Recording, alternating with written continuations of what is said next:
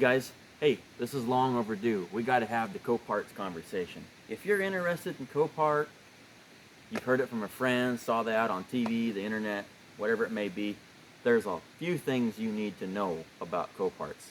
And these are serious things. If you like going to the casino and hitting the slot machine and feeding money into a slot, knowing that you're not going to get it back, and you don't have a problem doing that, Coparts is the place for you, let me tell you. Let's get into it. So, about 2007, my father and I discovered this company called Copart in Woodburn. We're up here in Oregon. We've got 3 locations here in Oregon. We've got Eugene, Portland South, which is Woodburn, and Portland North, which is Portland, just south of the state border of Washington, right off 205. So, I was super young. We started out buying these super cheap cars, $300 cars. The buyer's fee was maybe $100, $120. This was back then. Of course, everything's gone so high, inflation, and even before inflation, they went so far north that you couldn't see. So back then, everything was somewhat normal. Now, let's jump ahead a few years. I would say probably 2010, 2009, some shady stuff started coming through. We started hearing through the grapevine about this guy over here, that guy's uncle over here who got shafted through Coparts, thought it was good.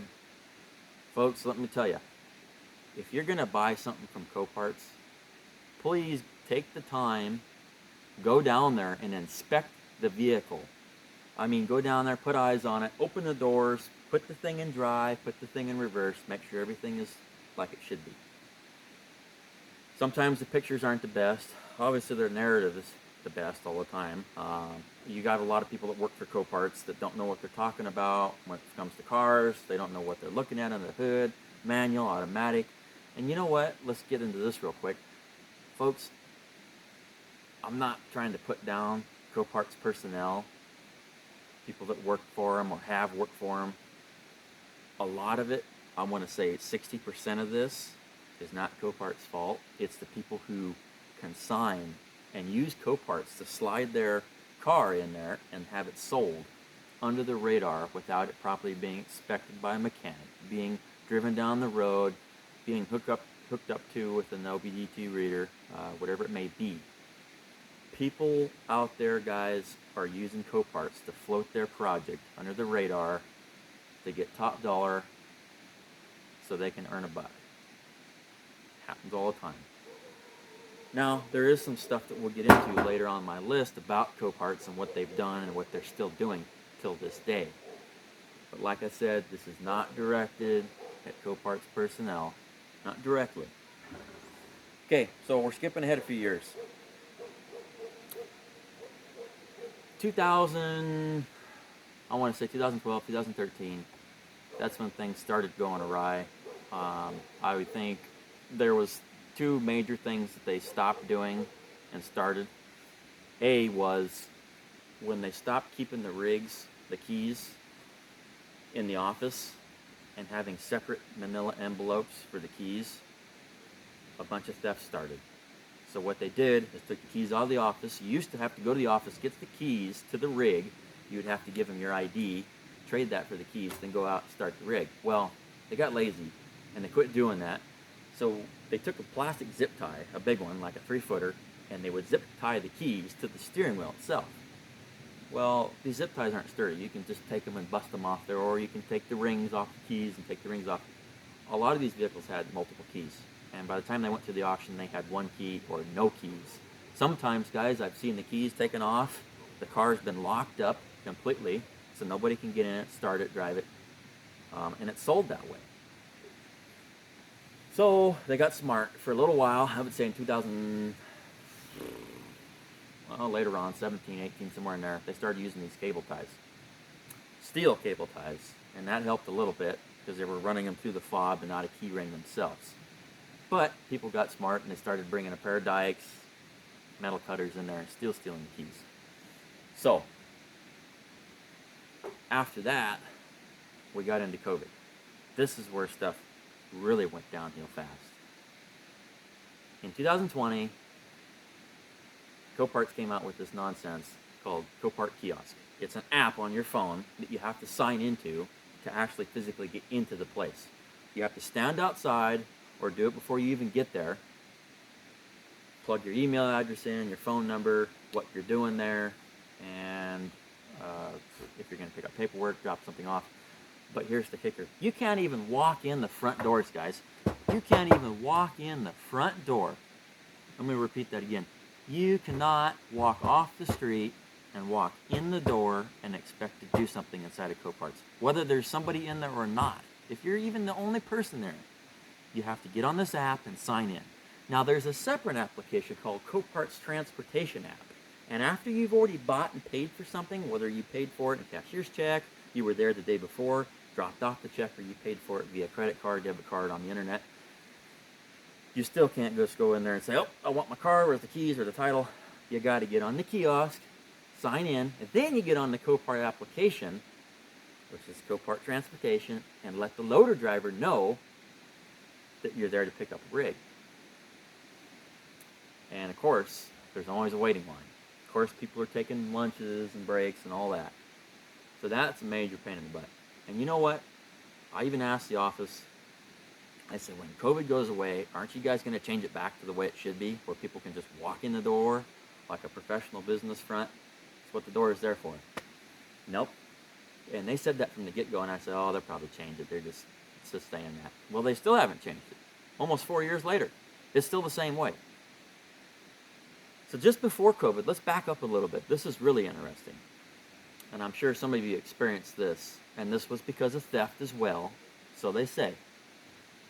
So on Coparts, on the Premier, if you have a Premier account, you can log in and you can put a whole list, a watch list of vehicles. You can put 100 vehicles on there. Well, let's say you want to look at 10 vehicles that day. You've got them all written down, you know where they're at, so on and so forth. Coparts had this thing in about 2018, 2019. I call it the chaperone program. What it was is Coparts only allowed you to look at 3 vehicles per preview day while you were there. And you had to take a Coparts employee out and have them cater around, follow you from vehicle to vehicle to make sure you weren't stealing stuff. Now this is where it gets bad. So you were given a allotted amount of time. Sometimes when you walk in the office, you've got your vests on, you've already signed in, you've signed a sheet, and you've logged in on the phone. They don't have the staff sitting up front just waiting for you to waltz in the door and say, oh, I want to go on a preview. Let's go. They might have a guy out in the yard that's way across the yard taking pictures of cars and, doing the final intake or doing something else. They get on the radio. Maybe this guy's away. Maybe he's taking lunch, whatever it is. Maybe even office gal. Somebody from that office has got to go out there and follow you all around. Now let's say there's an older guy out there. He's taking his time. Of course, these cars are damn near a mile away from the office like they always are. So let's say you've got a person out there who's touring their cars, right? They've gotten through one, they're looking on the second one, they've got one more car to go.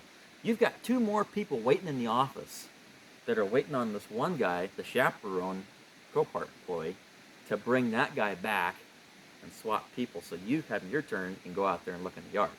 Well, that didn't always work the best. Sometimes they were trying to roust up somebody. Maybe they were having a loader get out of the forklift, stop what he's doing from loading trucks that need to be loaded with cars that are already paid for and should be leaving the yard. Get him out of the forklift, bring him in the office so he can go and babysit. Well, they did that for about a year, and I guarantee you they took such a big loss in the shorts like you wouldn't believe for doing that. They wised up, and they stopped doing that. That was one good thing they did. But with these guys, there's no consistency. It's one thing one week, and it's another from this. Texas gets on the phone, and they start calling the West Coast, and they say, yeah, let's go ahead and, let's lock the doors until noon and have a big line, and then let's try that for a week and see if that works. Doesn't work out for them, so they call back the next week, have everything put back to the way it was. I've been watching this for 15 years, guys, with Coparts. Let's move forward. After COVID.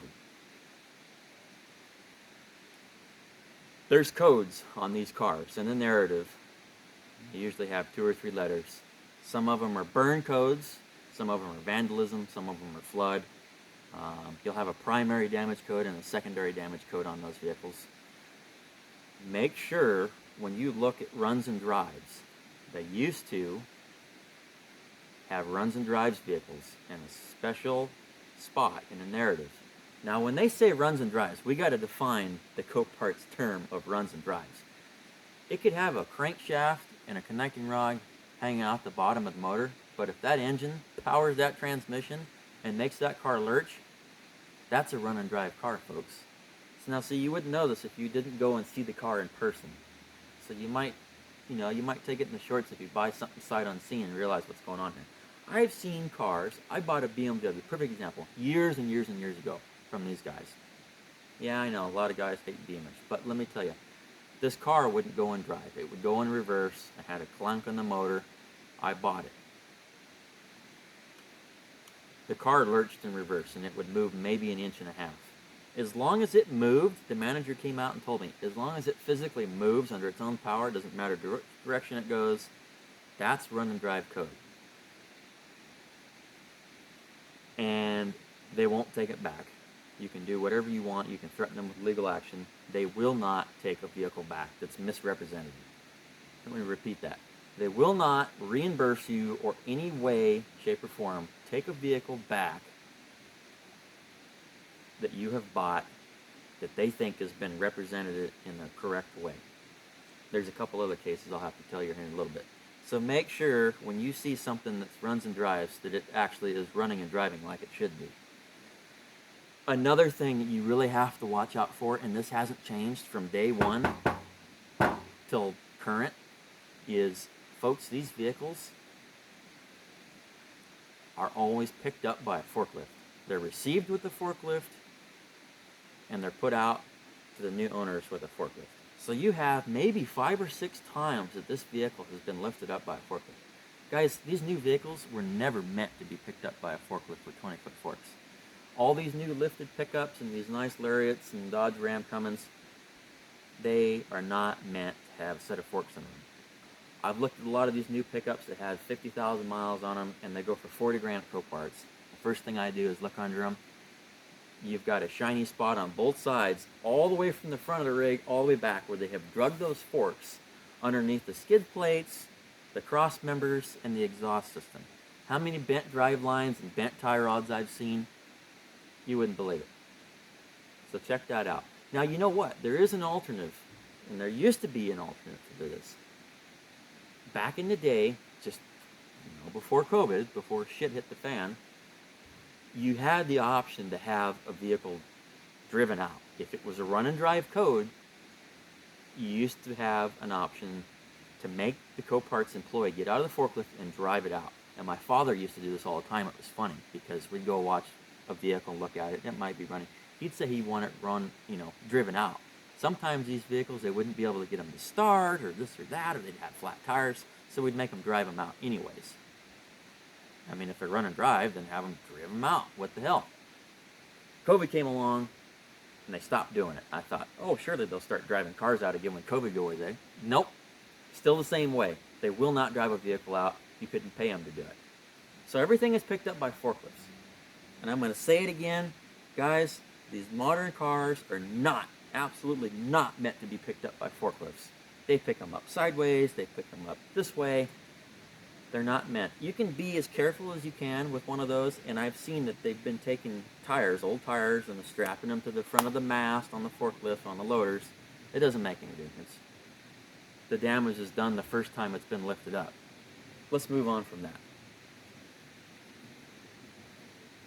The turning point for me with these guys was early last year. Went into this year. I bought a really nice Volkswagen TDI. I love those diesel cars. Can't get away from them. Bought this one really nice MK6 from Coparts. Before that, I had went and previewed it twice. Once before it was in the sale date, and once after it was already listed and to be sold. I looked at this car, everything was just to be expected. It needed front fascia work, it needed a couple headlights and a hood. Done deal. About $1,800 in parts, I figured. I bid online the following week, I end up winning the car. And this is a cheap car, a couple $1,000 bucks. Okay, big deal. Win the car, right?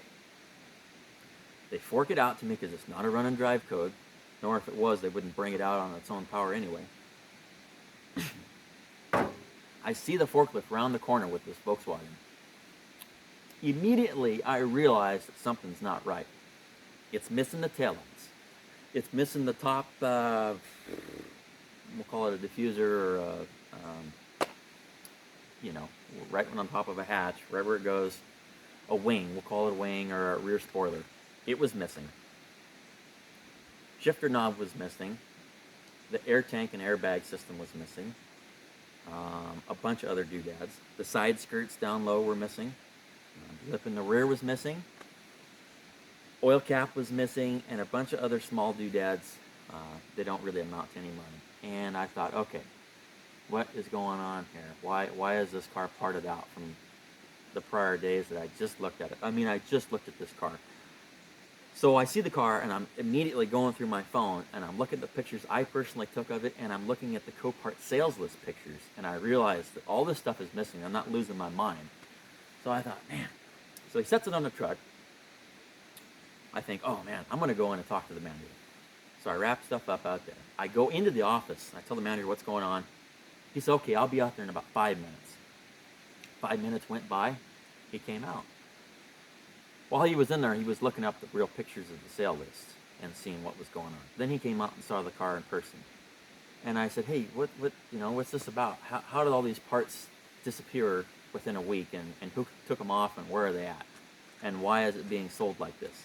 He goes, well, and this is what he said, quote unquote, guys, this guy's about my age, decent fella, and he says, we're not here to sell aftermarket parts.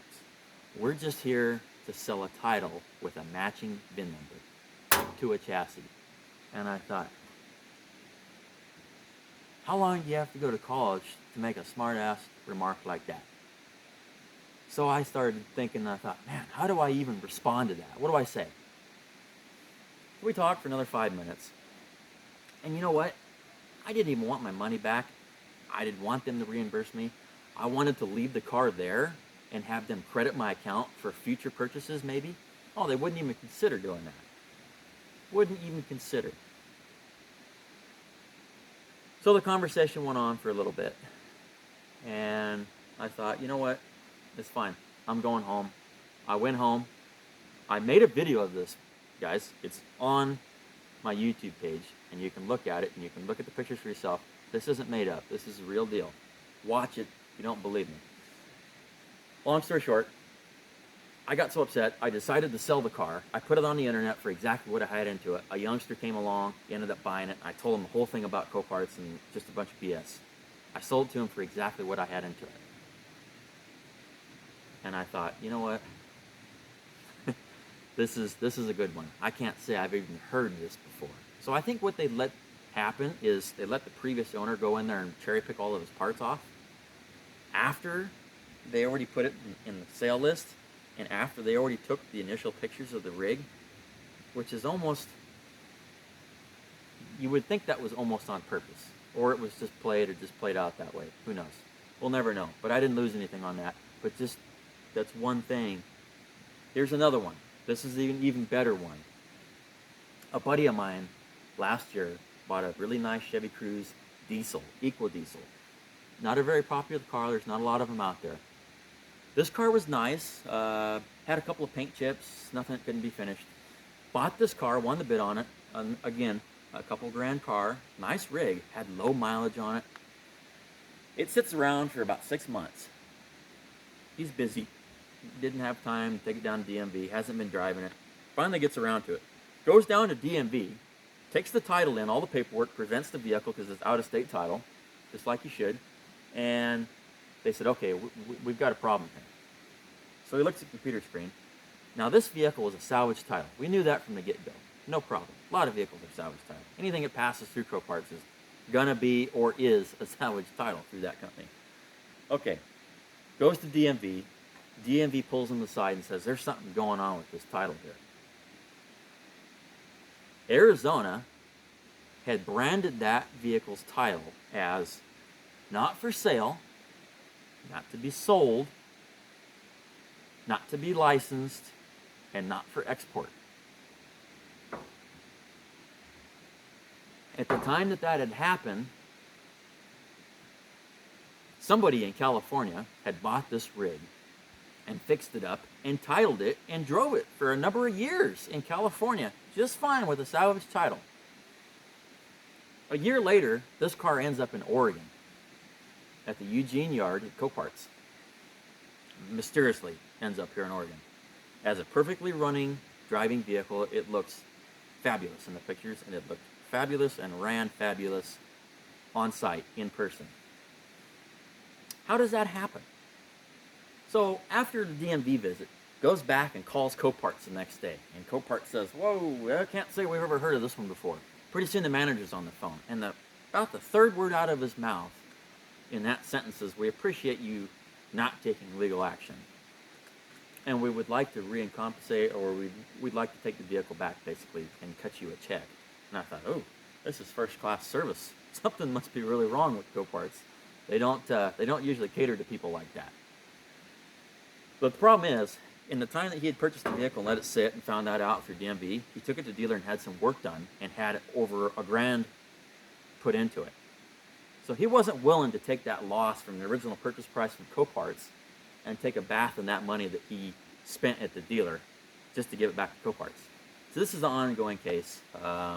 Eventually, maybe either sell it for parts or whatever it is. But this is another thing you need to watch out for, guys. It's one that they said that they've never heard of, but it has to happen more often than not.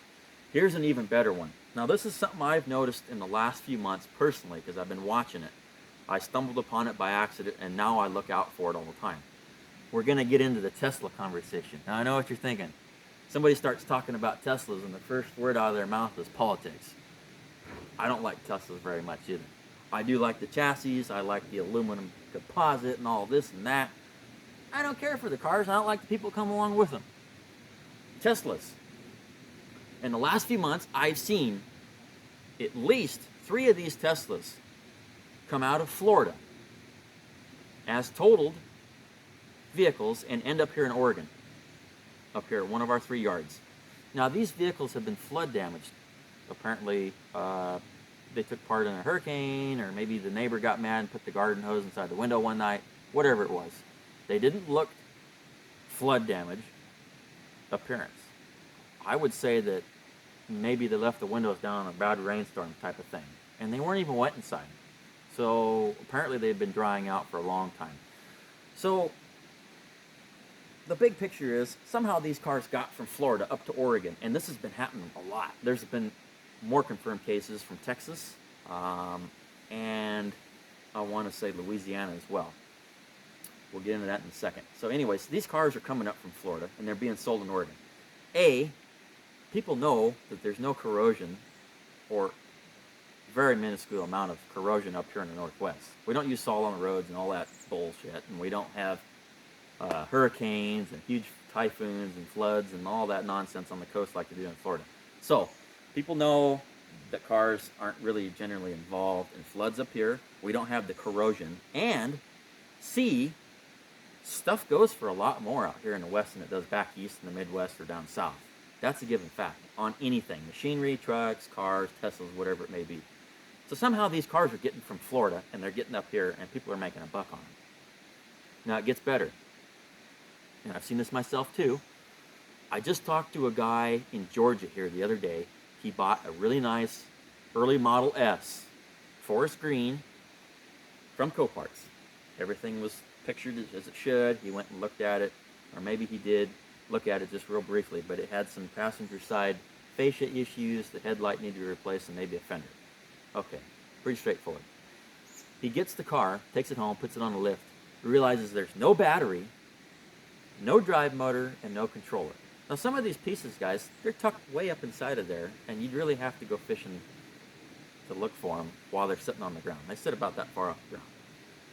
And this is a thing that's becoming popular with these Teslas. I've noticed a lot of these cars, they're missing batteries. And Coparts doesn't do anything, guys, I mean anything, in their narrative to say that they're missing parts and pieces, or they've been stripped. They have a strip code, but they don't use it.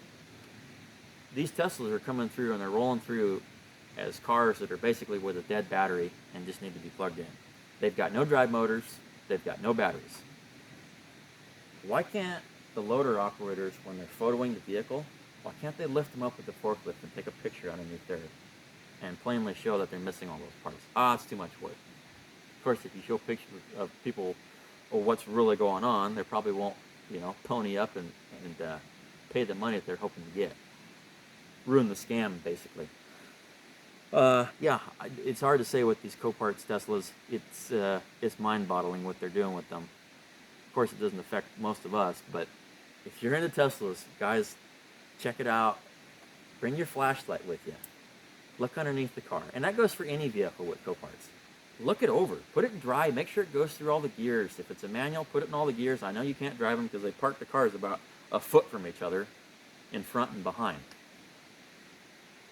Anyway, long story short, Coparts is on a downhill decline with the public. A lot of people used to talk highly about buying vehicles from them, but it's getting pretty shady. It seems like after COVID, stuff is hitting the fan right now with those guys. So, if you decide to join Coparts and get a Premier account, they have what I call as a safety deposit. It's about a $400 or $500 money down thing. They keep this money and they put this towards your account. This is a safety deposit, and this is basically, I would say, as if you were to buy a car and run up the bid and win the bid and then not pay for it, they've got a little bit of, that you've got a dog in the fight with the money that they have. So they'll take that from you, I imagine, and then charge you a surcharge of $300 or $400, whatever it is. So anyway, you give them the safety deposit. Now, annually, every year, it used to be, and it was till just a few days ago, $150 a year from the day that you sign up annually, every year. It just went up to $249 just the other day as a surprise. They didn't say anything about it, and they send you all this junk mail. It could have been laced in all this junk mail and you would never saw it. So anyway, that came to a surprise the other day. I was very surprised to see that, and I thought, geez, aren't you guys getting enough off these buyer's fees? Like I said about the $300 cars, you used to pay $100 for the buyer's fee. Now you're paying $300 just for the buyer's fee for a $300 car. Why? Don't they get enough? Don't they make enough money? Unbelievable. Anyways, what I've said here is true. If you don't believe me, you're going to have to watch the videos. I guess a good piece of advice, guys, know what you're looking at, know what you're dealing with, and if you're trying to do a budget type build or a budget type rebuild on a car, come in low and estimate your estimate high, because you're going to need it and you're going to find all kinds of hidden nonsense with these cars. Like I said, this wasn't directed at Coparts personnel. There are other people doing shady things and using Coparts to play ball with. It was good talking to you. If you have any questions or comments, please leave me something. We'll talk to you later. Bye-bye.